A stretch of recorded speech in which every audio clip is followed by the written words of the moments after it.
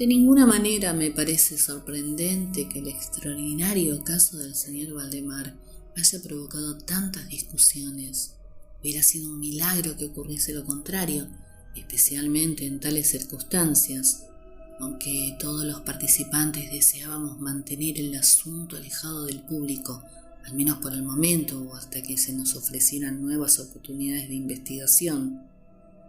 A pesar de nuestros esfuerzos, no tardó en difundirse una versión tan espuria como exagerada que se convirtió en fuente de muchas desagradables tergiversaciones y, como es natural, de profunda incredulidad. El momento ha llegado en que yo dé a conocer los hechos en la medida en que me es posible comprenderlos. Helos aquí sucintamente. Durante los últimos años el estudio del hipnotismo había atraído repentinamente mi atención. Hace unos 9 meses se me ocurrió súbitamente que en la serie de experimentos efectuados hasta ahora existía una omisión tan curiosa como inexplicable. Jamás se había hipnotizado a nadie en articulo mortis. Queda por verse si, en primer lugar, un paciente en esas condiciones sería susceptible de influencia magnética.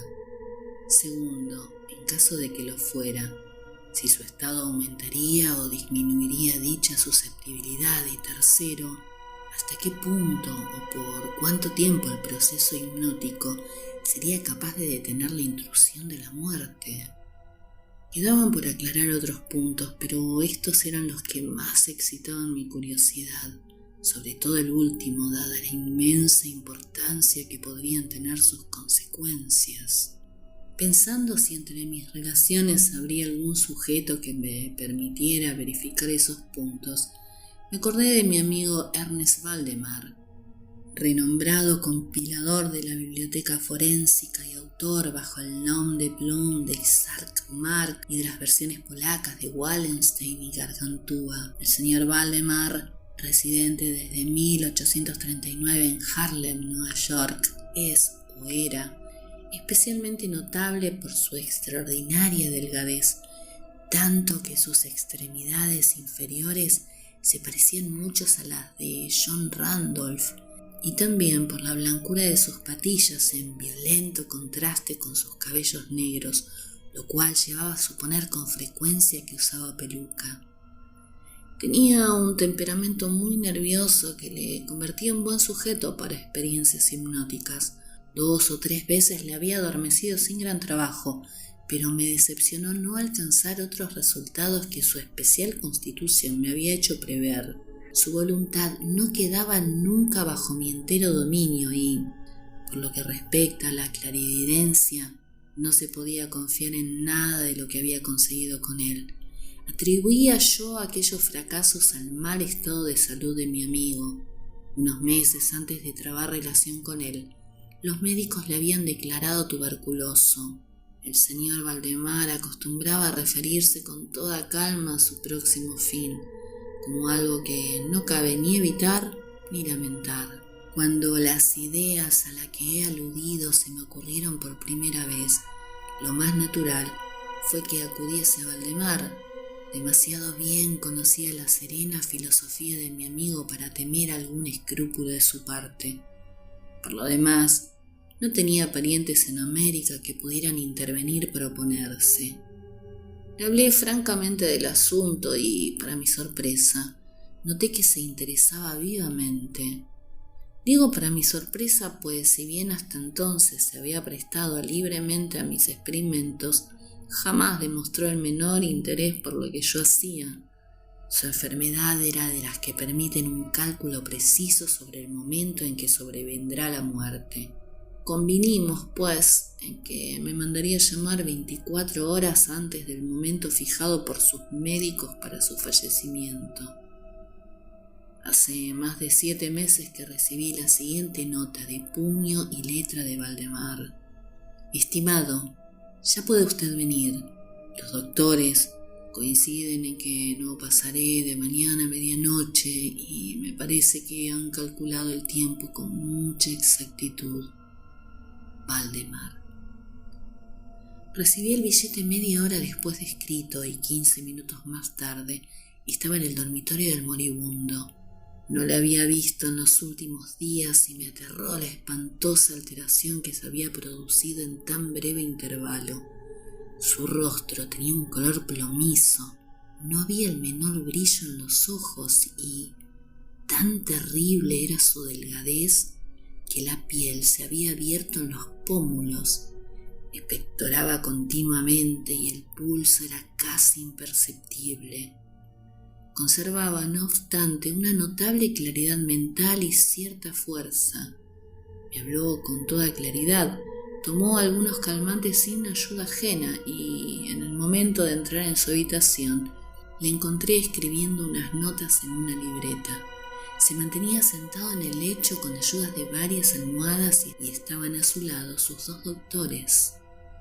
Luego de estrechar la mano de Valdemar, llevé aparte a los médicos y les pedí que me explicaran detalladamente el estado del enfermo. Desde hacía 18 meses el pulmón izquierdo se hallaba en un estado semióseo o cartilaginoso y, como es natural, no funcionaba en absoluto. En su porción superior el pulmón derecho parecía parcialmente osificado, mientras la inferior era tan solo una masa de tubérculos purulentos que se confundían unos con otros. Existían varias dilatadas perforaciones y en un punto se había producido una adherencia permanente a las costillas. Todos estos fenómenos del lóbulo derecho eran de fecha reciente. La osificación se había operado con insólita rapidez, ya que un mes antes no existían señales de la misma, y la adherencia solo había sido comprobable en los últimos 3 días. Aparte de la tuberculosis, los médicos sospechaban un aneurisma de la aorta, pero los síntomas de osificación volvían sumamente difícil un diagnóstico. Ambos facultativos opinaban que Valdemar moriría hacia la medianoche del día siguiente, un domingo. Eran ahora las 7 de la tarde del sábado. Al abandonar la cabecera del moribundo para conversar conmigo, los doctores se habían despedido definitivamente de él. No era su intención volver a verle, pero a mi pedido convinieron en examinar al paciente a las 10 de la noche del día siguiente. Una vez que se fueron, hablé francamente con Valdemar sobre su próximo fin y me referí en detalle al experimento que le había propuesto. Nuevamente se mostró dispuesto e incluso ansioso por llevarlo a cabo y me pidió que comenzara de inmediato. 2 enfermeros, un hombre y una mujer, atendían al paciente, pero no me sentía autorizado a llevar a cabo una intervención de tal naturaleza frente a testigos de tan poca responsabilidad en caso de algún accidente repentino. Aplacé, por tanto, el experimento hasta las 8 de la noche del día siguiente, cuando la llegada de un estudiante de medicina de mi conocimiento, el señor Theodore, me libró de toda preocupación. Mi intención inicial había sido la de esperar a los médicos, pero me vi obligado a proceder, primeramente por los urgentes pedidos de Valdemar y luego por mi propia convicción de que no había un minuto que perder, ya que con toda evidencia el fin se acercaba rápidamente. El señor Theodore tuvo la amabilidad de acceder a mi pedido, así como de tomar nota de todo lo que ocurriera. Lo que voy a relatar ahora procede de sus apuntes. Faltaban 5 minutos para las 8 cuando, después de tomar la mano de Valdemar, le pedí que manifestara con toda la claridad posible, en presencia del señor Theodore, que estaba dispuesto a que yo le hipnotizara en el estado en que se encontraba. Débil, pero distintamente, el enfermo respondió: «Sí, quiero ser hipnotizado», agregando de inmediato: «Me temo que sea demasiado tarde». Mientras así decía, empecé a efectuar los pases que en las ocasiones anteriores habían sido más efectivos con él.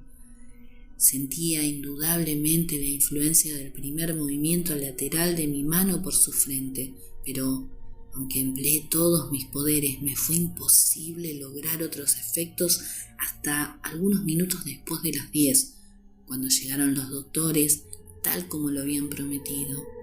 En pocas palabras les expliqué cuál era mi intención y, como no pusieron inconveniente, Considerando que el enfermo se hallaba ya en agonía, continué sin vacilar, cambiando sin embargo los pases laterales por otros verticales y concentrando mi mirada en el ojo derecho del sujeto.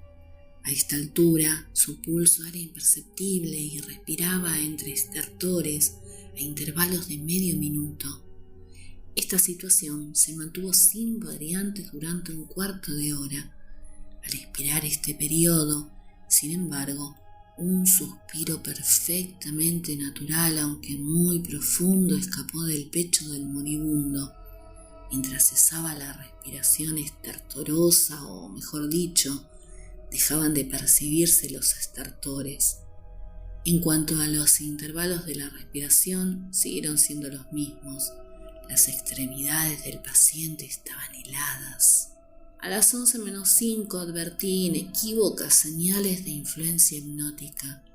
La vidriosa mirada de los ojos fue reemplazada por esa expresión de intranquilo examen interior que jamás se ve sino en casos de hipnotismo y sobre la cual no cabe engañarse. Mediante unos rápidos pases laterales hice palpitar los párpados como al acercarse el sueño, y con unos pocos más lo cerré por completo. No bastaba esto para satisfacerme, sin embargo, sino que continué vigorosamente mis manipulaciones, poniendo en ellas toda mi voluntad, hasta que hube logrado la completa rigidez de los miembros del durmiente, a quien previamente había colocado en la posición que me pareció más cómoda. Las piernas estaban completamente estiradas, los brazos reposaban en el lecho a corta distancia de los flancos, la cabeza había sido ligeramente levantada. Al dar esto por terminado, era ya medianoche y pedí a los presentes que examinaran el estado de Valdemar. Luego de unas pocas verificaciones, admitieron que se encontraba en un estado insólitamente perfecto de trance hipnótico. La curiosidad de ambos médicos se había despertado en sumo grado. Uno de los doctores decidió pasar toda la noche a la cabecera del paciente, mientras el otro se marchaba con promesa de volver por la mañana temprano. El señor Teodor y los enfermeros se quedaron. Dejamos a Valdemar en completa tranquilidad hasta las 3 de la madrugada, hora en que me acerqué y vi que seguía en el mismo estado que al marcharse el doctor.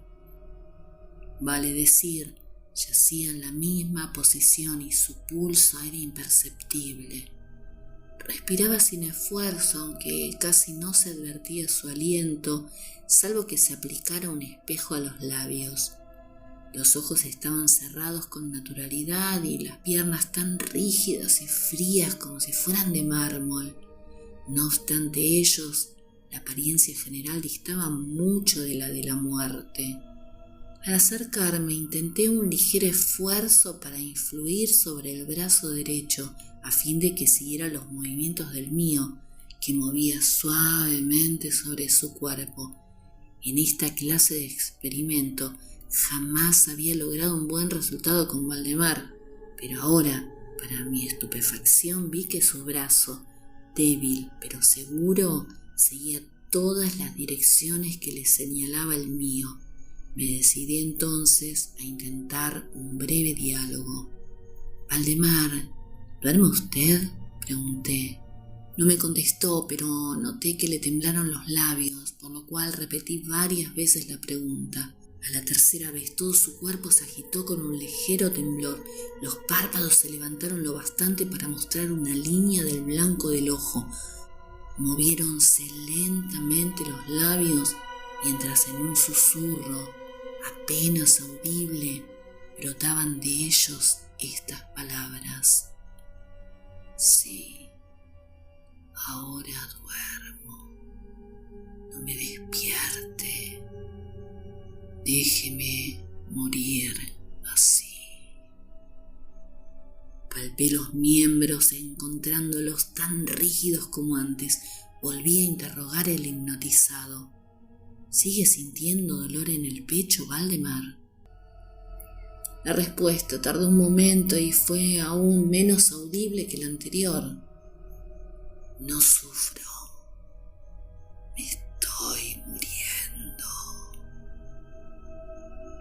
No me pareció aconsejable molestarle más por el momento y no volví a hablarle hasta la llegada del segundo doctor, que arribó poco antes de la salida del sol y se quedó absolutamente estupefacto al encontrar que el paciente se hallaba todavía vivo. Luego de tomarle el pulso y acercar un espejo a sus labios, me pidió que le hablara otra vez, a lo cual accedí. «Valdemar», dije, «¿sigue usted durmiendo?» Como la primera vez, pasaron unos minutos antes de lograr respuesta y durante el intervalo el moribundo dio la impresión de estar juntando fuerzas para hablar. A la cuarta repetición de la pregunta, y con voz que la debilidad volvía casi inaudible, murmuró: «Sí, dormido, muriéndome». La opinión, o mejor el deseo de los médicos, era que no se arrancase a Valdemar de su actual estado de aparente tranquilidad hasta que la muerte sobreviniera, cosa que, según consenso general, solo podía tardar algunos minutos. Decidí, sin embargo, hablarle una vez más, limitándome a repetir mi pregunta anterior.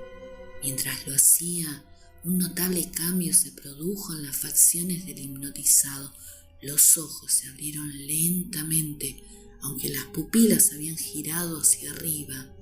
La piel adquiría una tonalidad cadavérica más semejante al papel blanco que al pergamino, y los círculos sépticos que hasta ese momento se destacaban fuertemente en el centro de cada mejilla se apagaron bruscamente.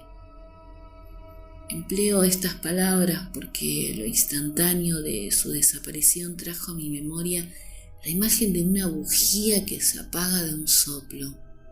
Al mismo tiempo, el labio superior se replegó, dejando al descubierto los dientes que antes cubría completamente, mientras la mandíbula inferior caía con un sacudimiento que todos oímos, dejando la boca abierta de par en par y revelando una lengua hinchada y ennegrecida.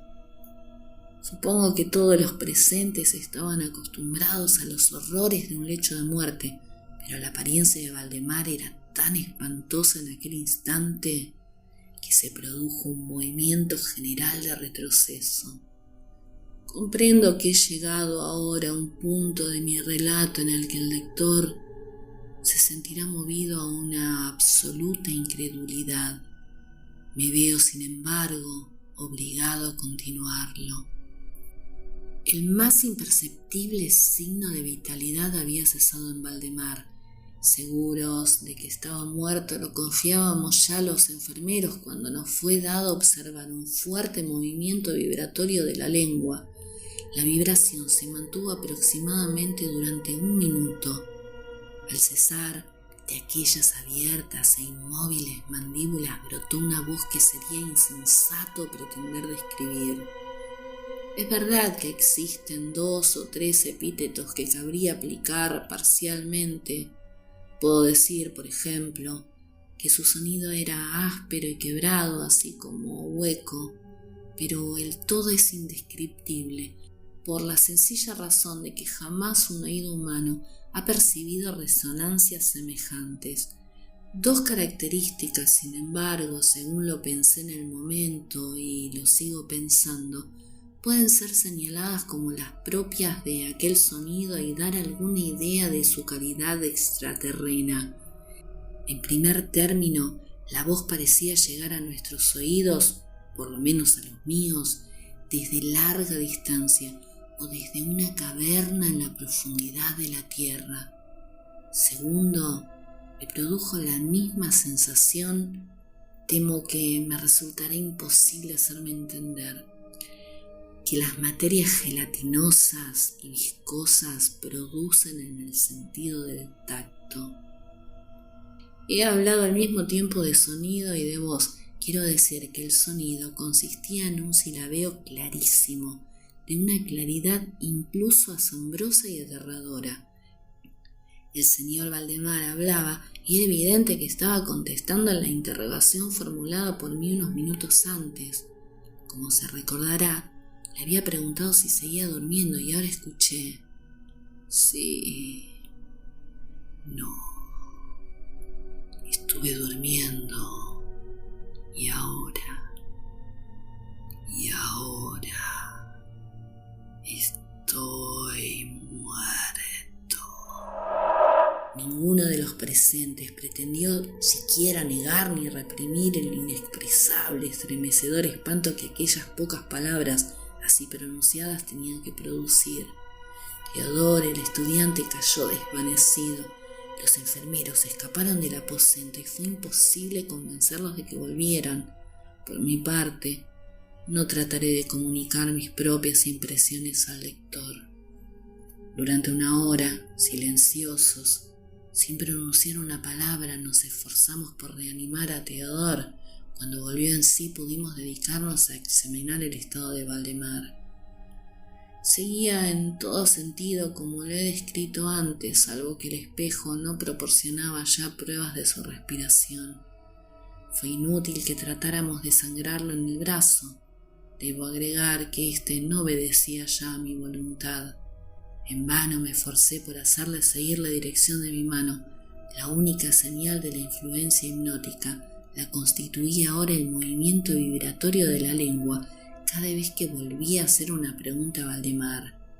Se diría que trataba de contestar, pero que carecía ya de voluntad suficiente.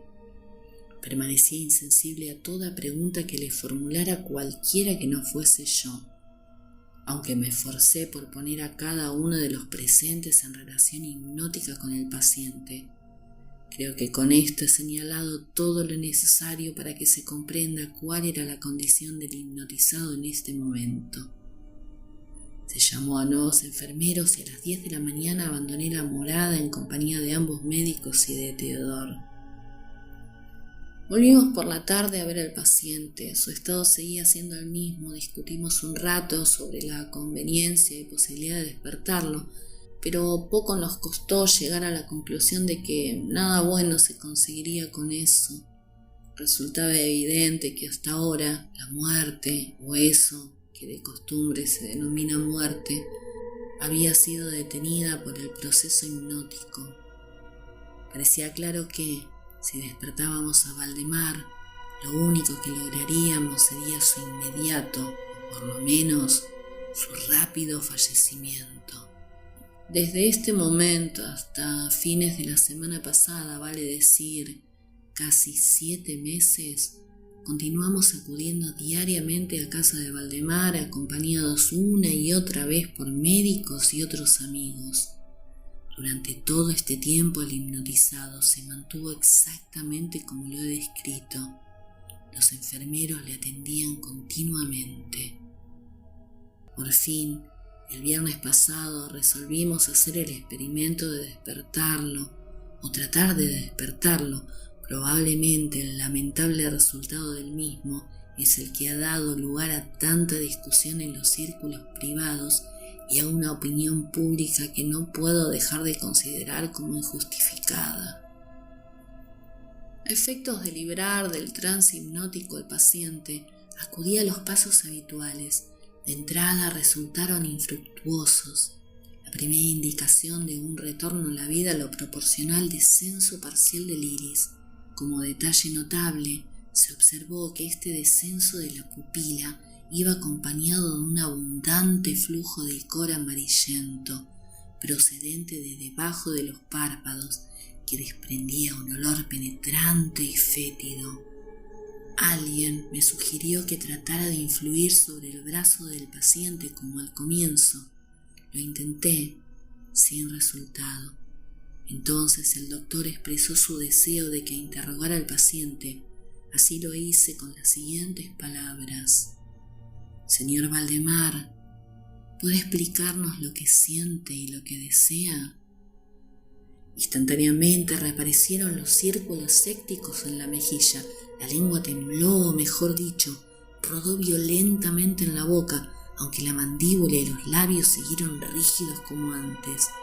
Y entonces resonó aquella horrenda voz que he tratado ya de describir.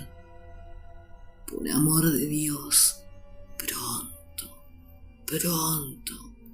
hágame dormir o despierto despiérteme, pronto, despiérteme, le digo que estoy muerto. Perdí por completo la serenidad y durante un momento me quedé sin saber qué hacer. Por fin, intenté calmar otra vez al paciente, pero al fracasar debido a la total suspensión de la voluntad, cambié el procedimiento y luché con todas mis fuerzas para despertarlo. Pronto me di cuenta de que lo lograría, o por lo menos así me lo imaginé, y estoy seguro de que todos los asistentes se hallaban preparados para ver despertar al paciente. Pero mientras ejecutaba rápidamente los pases hipnóticos entre clamores de muerto, muerto, que literalmente explotaban desde la lengua y no desde los labios del sufriente, bruscamente todo su cuerpo, en el espacio de 1 minuto, o menos aún, se encogió, se deshizo, se pudrió entre mis manos. Sobre el lecho, ante todos los presentes, no quedó más que una masa casi líquida de repugnante, de abominable putrefacción. Si te gustó el cuento, déjame un like y no olvides suscribirte. Será hasta el próximo viernes cuando te diga hoy no salgo.